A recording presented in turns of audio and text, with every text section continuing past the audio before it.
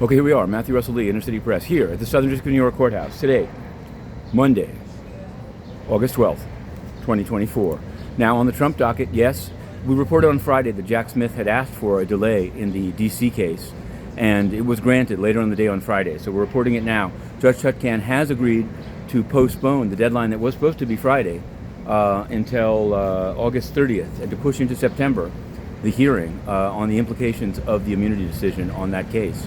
So we'll be covering that for sure, for sure. We're also covering, and today's will be the last day of arguments. Whether she'll rule, I don't know, Judge Garnett, but Fubo versus Disney. We've been covering it. 4 days of testimony by high executives of these various sport content producers. 3 of them want to get together, and a 4th is protesting and under antitrust grounds. There's also something today about SolarWinds. We'll see whether we can get that one done. But what we did get done on Friday was SEC versus Virtu Financial. Yes, Virtu Financial apparently not only allowed its staff to view proprietary trading by others, but seemed to have some kind of algorithm. In any event, their motion to dismiss was denied in full, and we're going to be covering the case going forward. On the individual criminal front, Lamar Whitehead, yes, the Bling Bishop, he's been granted in forma pauperis status to appeal, i.e., despite all the money that he reportedly stole, he's now going to get a free lawyer to submit his appeals. And Menendez, I forgot to report this on Inner City Press exclusive. Menendez was here late last week to meet with probation for his sentencing, pre-sentencing report, PSR. There should be something, except that's going to be sealed. But his sentencing is on, and we'll be covering it. The big case that happened on Friday, at least from my point of view, was the extradition in from Cyprus of Arthur, or maybe just Arthur Petrov.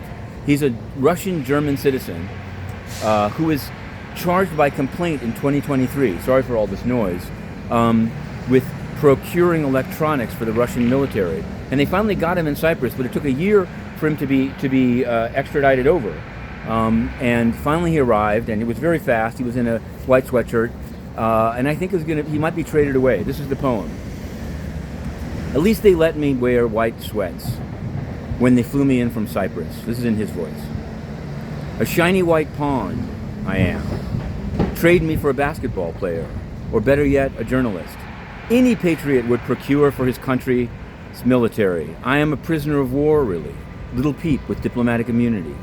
So put me in a special wing of the NDC, the cell so recently vacated by my pardoned brother in the wake of Victor Boot.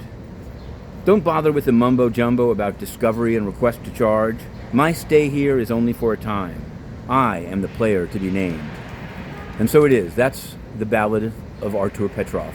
Meanwhile, the United Nations, deeply ensconced in all things fraudulent, has not answered any questions, including about the President of the Security Council allowing a decrepit building on 49th Street, but also rapes by its own peacekeepers. And it's an outrage. Maybe it's in 3 weeks, so presumably Antonio Guterres' vacation is over. Whether that makes any difference, who knows? But we've applied to re-enter the building and ask these questions in person. We've had Quinn Emanuel and Dwayne Morris pro bono write in. No answer at all. Absolute impunity by the UN. We will not cease. Inner City Press heading in to SDNY to be continued.